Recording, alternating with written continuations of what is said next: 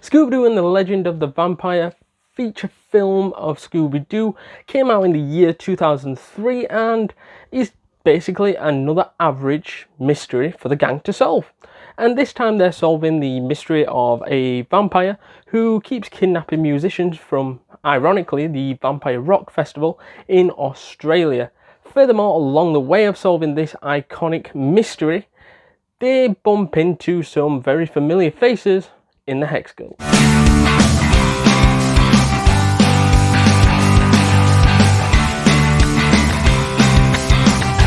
So what I like then about this movie, or extended episode if you like, is that it was the typical Scooby-Doo episode. And you might be like, well, obviously you fucking bellend. However, the likes of Boo Brothers, Arabian Nights, which we've reviewed on this channel, weren't the typical Scooby-Doo episode which we wanted, as the Boo Brothers didn't have all the gang in, and the Arabian Nights one wasn't really a Scooby-Doo episode and went off track. And this finally just went, bosh, we're back in it again with the characters, with the familiar guys, with the familiar mysteries, and this is what made them famous. So I'm glad that in this particular episode that we're covering today, that it has all the fundamentals that what made Scooby-Doo popular, really. I also really like the story, as when it all comes out, it kind of makes sense, and the mystery is all fun and entertaining, so I guess it's pretty good in that sense, as the whole premises around it is that whoever's behind it, in which is Skinny Dudes and Russell, are pretending to be the whirlwind vampires to basically perform again, as they were told that they cannot perform again, so they went out their way to scare out the rest of their competition, or say that they've scared away all their competition, or pretended that they kidnapped them, to basically have another chance on stage to perform.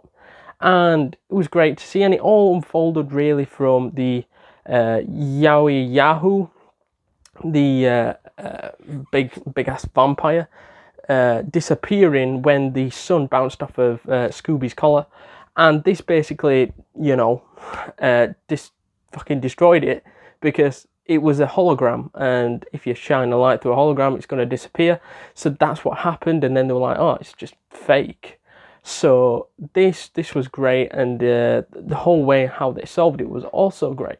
And it also was really, really great how it was revealed that the guys that they'd apparently kidnapped weren't actually kidnapped. They were just bribed to go to the scuba diving fucking sessions instead in Australia, instead of actually coming to the festival.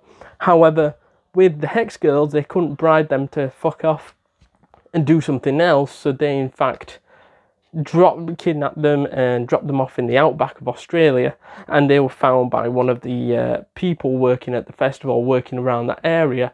So finally, the main thing for me about this was how good certain aspects were, and the main aspect I want to point out was the Hex Girls, as they made this for me. They made this movie, extended film, whatever you want to fucking call it, as without them this would have been fucking flat and boring, as they helped bring a bit of memories of the Witch's Ghost episode, which is a classic for me, which we've already reviewed. So check that down in the description, or just go ahead over on the channel, and there's a load of other Scooby-Doos there as well. But their first episode of the Hex Girls was in the Witch's Ghost, and that's where we got first introduced to the Hex Girls, and they are amazing with their songs and things like that, and they really brought an element to this story, if you like, and to me they made this episode. Without them, it would have been fairly fucking flat, wouldn't it? I've got nothing against this episode, but to me it was slightly boring. But I wouldn't say it's necessarily something I didn't like. I don't think it's its fault of its own. I just think it just wasn't for me. It wasn't my cup of tea, this particular episode, as I've watched it twice now, and on both occasions I've sort of got a little bit bored, and yeah, it's just not as fun as the likes of Witch's Ghost, Cyber Chase, and if I would rather pick between them, I would pick the likes of Cyber Chase, Alien Invaders, and even the Witch's Ghost, because they're classics and easy watches, whereas this one, a bit more concentration needed. So to summarise this average film, I would say that this was just an ordinary Scooby Doo mystery, hence why I've rated this a 6.9 out of 10 and a average film. So if you have enjoyed this video, guys, hit that like button, hit that subscribe button, hit that notification bell to be alerted to all the new content this channel creates, and I shall see you guys in the next one. But wait, because if you agree or disagree with anything I've said, get in the comments down below and any suggestions as well. And now I shall see you in the next one.